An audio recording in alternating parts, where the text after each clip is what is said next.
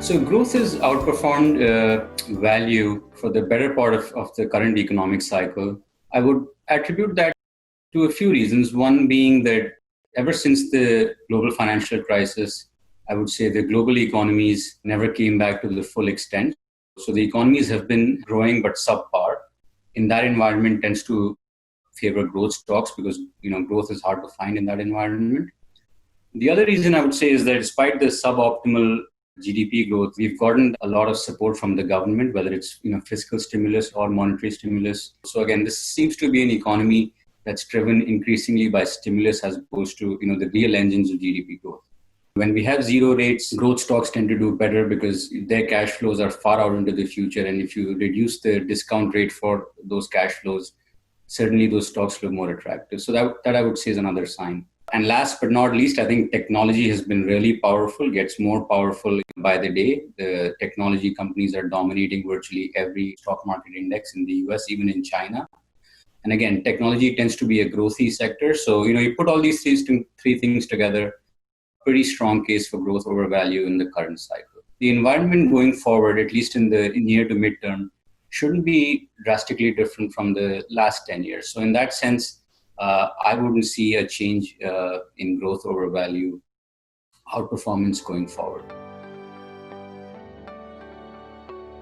Given the rapid recovery in the US market, I would say that the better investment opportunities probably lie outside North America for now. The US market has had a fairly strong rebound. We are back to testing the highs from earlier this year. So we are basically at higher levels than in December of 2019.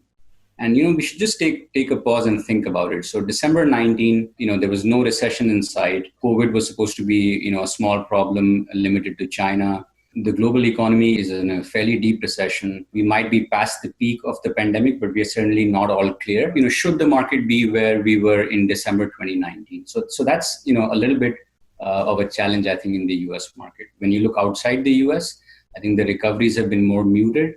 Whereas the situation on the ground with regards to GDP, with regards to the pandemic, certainly looking better outside North America. So I think in terms of sectors, I'll say, there are some, powerful themes that have been playing out that COVID, has only briefly interrupted. Automation or cybersecurity or an aging demographic and all the needs that come with that. These trends have not changed from COVID. In fact, some of them have actually been accelerated. When we look at stocks in these areas, which have not fully recovered, because of the market action in those markets, that gives us, a place to look for new ideas where the fundamentals remain solid, but we get an opportunity to buy them from the volatility in the stock market. As investors, we have to be mindful of a few things. One being any resurgence in the pandemic. At this point, I think the market is getting comfortable with the fact that we are past the peak and a vaccine is just around the corner. I think we should have a little more careful stance on that and watch for cases from around the world. I would also say that stock markets have recovered, so we need to take a step back and make sure the exuberance of the market is actually reflected in the real economy as well. There may be some disconnect between the stock market and the economy at this moment, and so I think that's something to watch out for. And I think just as a general comment, we are in an election year. Things could get volatile around that. We want to make sure we know all the risks we are taking in our portfolio. We are not getting into any stocks that have a binary outcome depending on whether the Republicans win or the Democrats win.